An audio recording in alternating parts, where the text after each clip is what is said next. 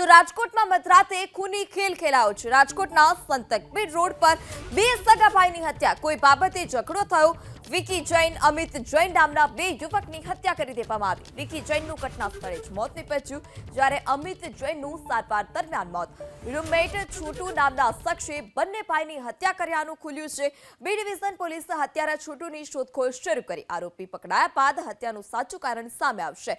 તો રાજકોટમાં હવે હત્યા દિવસે ને દિવસે વધી રહી છે। છાશવાડે આ પ્રકારની ઘટનાઓ સામે આવતી હોય છે, ત્યારે ફરી એક વખત ડબલ મર્ડરની ઘટના સામે આવી છે, જેમાં રૂમમેટ છોટુ નામના શખ્સે બંને સગા ભાઈઓની હત્યા કરી નાખી। વિકી જૈનનું ઘટના સ્થળે મોત નીપજ્યું, જ્યારે અમિત જૈનનું સારવાર દરમિયાન મોત નીપજ્યું છે। ત્યારે આવા બેફામ તત્વો સામે, લુખ્ખા તત્વો સામે કાર્યવાહી થાય અને કડક કાર્યવાહી થાય તે પણ જરૂરી છે। પોલીસ કામગીરી પર પણ અનેક સવાલ ઉઠી રહ્યા છે, કારણ કે મધરાત્રિએ જાહેરમાં જ આ પ્રકારે હત્યાને અંજામ આપ્યો છે।